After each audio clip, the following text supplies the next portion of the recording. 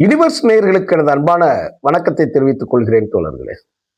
சீமானோட தேர்தல் அறிக்கையை எல்லாரும் படிச்சிருக்க மாட்டீங்க.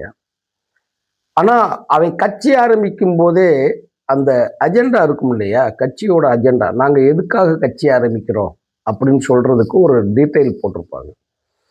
அது உள்ளே ஒளிந்திருந்த கூடிய மர்மத்தை மக்கள் மத்தியில வெளியில கொண்டு வர்றதுக்கே 10 வருஷம் ஆயிப்போச்சு. ஏன்னா அது ஒரு திருட்டு கமனாத்தி பையன். அவனுக்கு வேற வார்த்தைகள், அவனுக்கு முடிந்த அளவுக்கு நாம சில கடுமையான வார்த்தைகள் சொல்லணும்னா இப்படித்தான் சொல்லலாம். ஏன்னா அவன் மொழியில சொல்ல முடியாது. அவன் மொழியில என்னென்னமோ சொல்லுவான், கேட்டிருப்பீங்க. அதெல்லாம் நம்ம இந்த காணொலியில பதிவு செய்ய வேண்டாம். ஏன்னா தரங்கட்டவனின் காணொலி, தரங்கட்ட ஒரு அரசியல்வாதி, மதிப்பற்ற ஒரு அரசியல்வாதி, தமிழை சொல்லி வயிறு வளர்க்கக்கூடிய ஒரு தான் தோன்றித்தனமான ஒருத்தனை பத்தி எல்லாம் இந்த காணொலியில பேசக்கூடாதுன்னு நினைச்சேன். ஆனால் தமிழர்களின் பேர் ஆபத்தாக இருக்கக்கூடிய ஒரு நான் சில நேரங்களில் 2 வார்த்தை சொல்றேன். இந்த விஜயோட தற்குறி கூட்டங்களை பற்றி நினைக்கிற பொழுதெல்லாம் அந்த தற்குறி கூட்டம் நான் சொல்றது எல்லாமே அந்த தொண்டர்களோட நடவடிக்கையை தான் சொல்றேன். ஏன்னா அவன் தொண்டர்கள் கிடையாது. தாலி ஏத்துட்டு போயிட்டானுங்க, சங்கிலி ஏத்துட்டு போயிட்டானுங்க. கூட்டத்தில் இருந்த குழந்தைகளை முதற்கொண்டு மிதித்தே அவர்கள் மரணிக்கக்கூடிய சம்பவங்கள்லாம் நடந்திருக்கக்கூடிய சம்பவங்கள் நடந்திருக்கு. அதனால நம்ம அதை சொல்றோம். இந்த கூட்டங்களை பார்க்கும்போது இவனை கூட நம்ம நல்லவனா சொல்லிடலாமே, சீமானை கூட நம்ம நல்லவனா ஆக்கிட்டானே இவன் விஜய், அப்படித்தான் நம்ம பேசிக்கிட்டு இருந்தோம். ஆனால் இவன் சைலண்ட் கில்லர், அதாவது ஸ்லோ பாய்சன் சொல்லுவாங்க இல்லையா, சைலண்டா கில்லர் பண்றது, ஸ்லோ பாய்சன் சொல்லி கொடுத்து கொள்றதுன்னு சொல்லுவாங்க இல்லையா, அந்த மாதிரி இவன் ஒரு ஜோம்பிக்கல் கூட்டத்தை அவன் வச்சிருக்கிறாங்கிறதை நம்ம மறுக்க முடியாது. நான் பக்கத்தோடு ஆதாரத்தோடு சொல்லுகிறேன். நாம் தமிழர் அறிக்கை 2026 ஆண்டு அவன் கொடுத்திருக்கக்கூடிய நாங்கள் வெற்றி பெற்றால் என்னென்ன செய்வோம் அப்படின்னு சொல்லியிருக்கிறதுல 105வது பக்கத்தில் இருக்கக்கூடிய வரி என்ன தெரியுமா? ஆடு மாடு மேய்ப்பதை அரசு வேலையாக மாற்றுவோம். இது என்னையா பழைய செய்தி தானே, இதை பெருசா சொல்ல வந்துட்டேன்னு.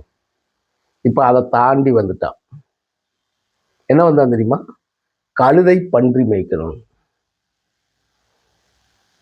கழுதையும் பன்னியும் நீங்க மேய்க்கிறதுக்கு ஏற்பாடு செய்வேன் அப்படின்னா, பிஞ்ச செருப்பை வச்சு இவன் போற வார இடங்கள் எல்லாம் அடிக்காததோட விளைவு தான் இந்த மாதிரி ஒரு பொறுக்கிகள் தமிழ்நாட்டு இளைஞர்களுக்கு மத்தியில் மேடையில் இருந்து ஒரு தேர்தல் காலத்தில் பேசுவதற்கு இவங்களுக்கு என்ன துணிச்சல் இருக்குங்கிறத நம்ம பார்க்கணும். அடிக்கணும், இவங்கெல்லாம் செருப்பாலேயே அடிக்கணும்.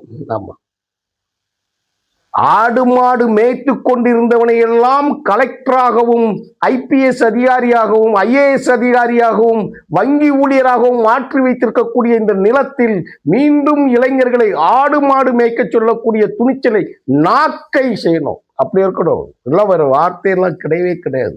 யாரோட வார்த்தை இது? எங்க நின்றுருக்கான் பாருங்க, கழுதையும் பன்னியும்ங்கிறான், நீங்க மேய்க்கணும்ங்கிறான்.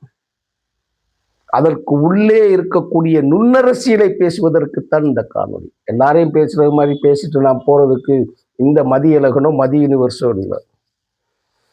ஆடு மாடு யார் வேணாலும் மேய்ச்சிடலாம். ஆடு மாடு எதுக்கு? ஒரே ஒரு வழியில சொல்ல, ஏன் கழுதை பன்னியை பத்தி தான் சொல்ல போறேன். ஏன் அதை பத்தி சொல்லிக்கிட்டு இருக்காங்கிறத தான் சொல்ல போறேன். ஆடும் மாடும் பால் கொடுக்கும். ஆடும் மாடும் பால் கொடுக்கும். ஆடு கறிக்கு பயன்படும். மாடு உழவுக்கு, ஆண் காளைகள் உழவுக்கு பயன்படும். பல்வேறு ஜல்லிக்கட்டு காளைகளிலிருந்து பல்வேறு இனவிருத்திக்காக கொண்டு ஆண் காளைகள் பயன்படும். ஆனால் பசுக்கள், பெண் மாடுகள் பாலுக்காக மட்டுமே பயன்படுத்தப்படுகிறது. அது முடிந்த உடனே இந்த 2ஐயும் மனுஷனை தின்றுவான். அது ஒன்றும் வீண் கிடையாது. மாடு வளர்க்கிறது வீண் கிடையாது, எதுவுமே கிடையாது. சரியா? அதனால அதை ஒன்றும் பெருசா எடுத்துக்கிடலாம், வச்சுக்கிடலாம். ஆடு மாடு மேய்ன்னு சொல்றா. நம்ம பின்னாடி சொல்றோம் நாக்பூர் கூட்டம் இருக்கு, நாக்பூர் கூட்டம் இருக்கு.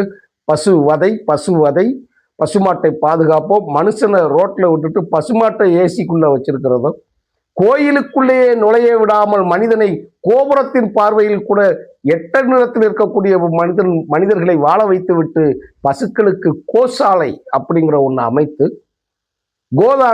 கோதானம்னா மாடு, கோனா மாடு, மாடு தானம் அப்படின்னு சொல்லிட்டு இந்த பன்னாடைகள் 3% பன்னாடைகளுக்கு பணிந்து போய் இருக்கக்கூடிய மனித அவலங்களை எல்லாம் நம்ம நீக்கி கொண்டு வரும்போது தான் இவன் ஆடு மாடு மேய்க்கும். என்ன சொன்னா தெரியுமா? ஒரு வரியில் அதை மட்டும் சொல்றேன். நல்லா கோட்டு போட்டுக்கோ, ஷூட் போட்டுக்கோ, காலில் ஷூ போட்டுக்கோ, அப்படியே ஜம்முன்னு மாடை ஹாய் ஹாய் ஹாய் மேய்க்கிறார். நான் ஏற்கனவே சொன்னேன், ஏண்டா உன் வாத்தால மாடு மேய்க்க சொல்லு, 100 நாள் வேலைக்கு போய் சொல்றேன். இல்லடா உன்னை பெத்த வாத்தான உயிரோட இருந்துன்னா அவளை போய் மேய்க்க சொல்லு. ஆடு ஹோய் ஹோய் ஹோய்னு மேய்க்க சொல்லு. நீ ஒரு மாடுகளை செனப்பண்ணிய மாதிரி உன் வீட்டில் வச்சிருக்கல, உன் பொண்டாட்டி அவளை மேய சொல்லு. எதுக்கு உன் வீட்டுக்குள்ள வந்து பெரிய காம்பவுண்டு சுவர் போட்டு பெரிய அளவில் 3 லட்சம் ரூபா 3.5 லட்சம் மொத்தம் 5 லட்சம் ரூபா வாடகை கொடுத்து நீ கறி தின்னு கொழுக்கிறதுக்குத்தானே நீ வச்சிருக்கிற. நீ உன் பொண்டாட்டியை மேய்க்க சொல்லு. நான் ஏற்கனவே பேசியிருக்கிறேன். வருஷத்துக்கு 25 லட்சம் ரூபாய், 2 பேருக்கு 50 லட்சம் ரூபாய் மதிப்புல வந்து ஒரு வருஷத்துக்கு நீ படிக்க வைக்கிற இல்லையா? மாசம் 5 லட்சம் ரூபாய் வாடகை கொடுக்குற இல்ல? உன் வீட்டில் இருக்கக்கூடிய இங்கிலீஷ் மீடியம், பேசியது தமிழ் தேசிய இங்கிலீஷ் மீடியத்தில், அதுவும் அமெரிக்கன் இன்டர்நேஷனல் ஸ்கூல் படிக்க வைக்கிற பன்னாட நீ போய் உன் பிள்ளைகளை ஆடு மேய்க்க வை. நீ மேயி, எடுத்துக்காட்டுக்கு வேணும்னாடா நீ மேயி. அதைத்தான் நாங்கள் சொல்கிறோம். உன் பெண் ஓத்தா உன் பொண்டாட்டி உன் புள்ள எல்லாத்தையும் வச்சுட்டு எடுத்துக்காட்டுக்கு நாங்கள்லாம் ஆடு மாடு மேய்க்கும் இப்படி சம்பாதிச்சுட்டா. டேய் பொறிக்கு நாயே, அண்ணாமலை படத்தில் இருக்கக்கூடிய பழங்களோட வாழ்க்கை இப்போ நீ எங்கே வந்து நிற்கிறான்? நம்மெல்லாம் கண்டிக்காதோட விளைவு இந்த பொறிக்கு எங்கே வந்து நிற்கிது தெரியுமா? பன்னியும் கழுதையும் மேய்க்க சொல்கிறான்.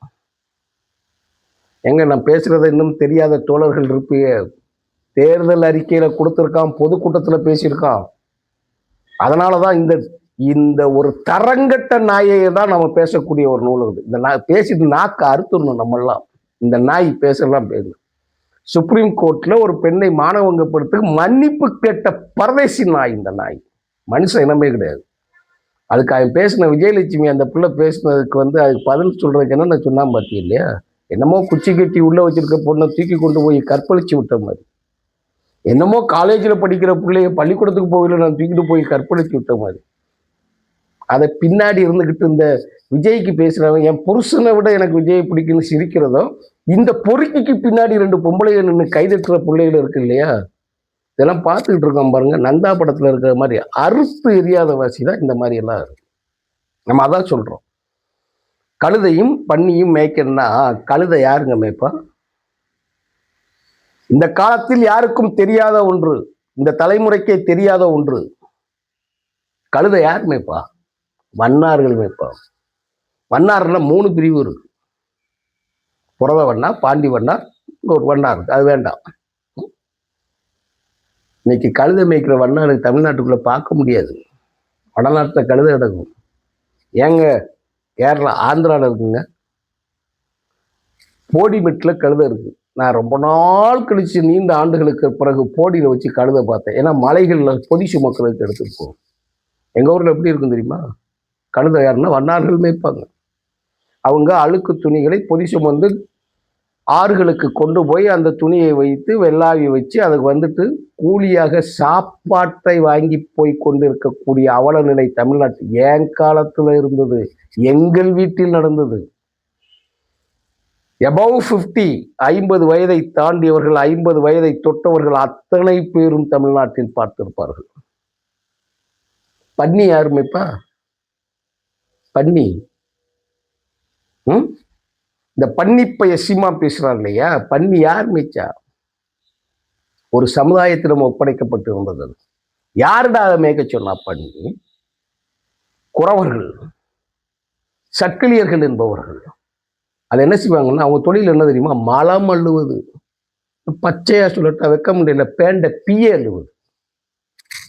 அப்படின்னா தான் சில இதுகளுக்கு மலம்னா டீசெண்டாக இருக்கும்.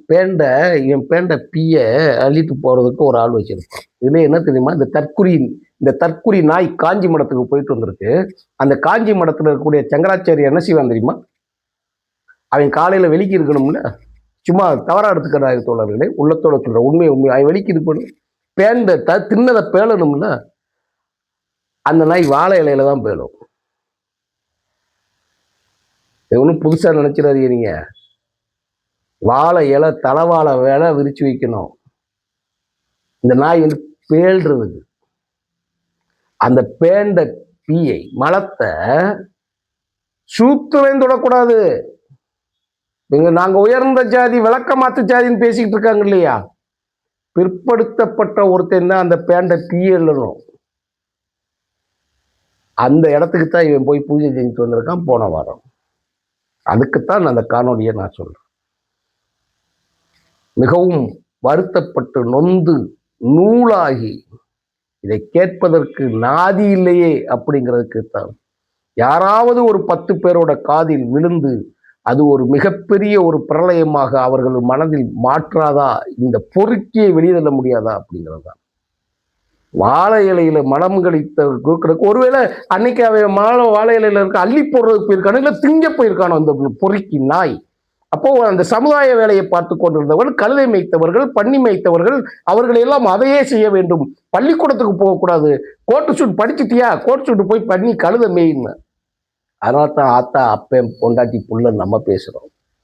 ஓம் புள்ள அமெரிக்கன் ஸ்கூலுக்கு போனோம், எங்க புள்ள பியலனுமாடா, செருப்பால் அடிக்காத வச்சுக்கலவனா. இந்த நாயெல்லாம் அந்த விஜயோட வருகையில இந்த பொறுக்கியோட அரசியல் ஒளிந்ததுங்கிறதுல ஒரு பெரிய பேராபத்து ஒன்று இருந்தது. இதை எல்லாருமே இந்த நாயை கண்டுக்கிடாமல் வெளியிட்டதுனால அப்படியே எல்லாரும் நம்ம ஒதுங்கிட்டதுனால இவனை தப்போட விட்டுட்டு இருக்கோம். சமீபத்தில் பல கோடிகளுக்கு சில வாங்கி இருப்பதாக செய்திகள்லாம் ஆதாரப்பூர்வமாக மனோஜ் அதர்மன் பதிவு செய்திருக்கிறார். அதெல்லாம் வேண்டாம், மற்ற விஷயங்கள் அது வெளியே வரும், உண்மை வெளியே வரும், ஆதாரத்தோடு இப்பயும் கையில் இருக்கு. ஆனால் அதை பேசினா பெரிய இதாக மாறிடும். ஆகையினால் தோழர்களே, ஆடு மாடு தாண்டி கழுதை பண்ணி வரைக்கும் வந்து விட்டவனை அவனை பொதி சுமக்க வழி அனுப்பணும்னா நம்ம என்ன செய்யணும் தெரியுமா? வாக்கினை சரியாக செலுத்த வேண்டும். அதுதான் என்னோட இந்த காணொலி நோக்கம். அது ஒரு ஓட்டு கூட மாறிவிடக்கூடாது. அது தமிழர்களுக்கு செய்ய பெரும் துரோகம். பார்ப்பன கடப்பாறை எடுத்துட்டு வருவான் இல்லையா, அப்ப பெரியாரின் கைத்தடியை வைத்து அடித்து நொறுக்க வேண்டிய வேலை தான் நம்ம வேலை. அதை செய்வீர்கள் என்ற நம்பிக்கையோடு விடைபெறுகிறேன் தோழர்களே. நன்றி, வணக்கம்.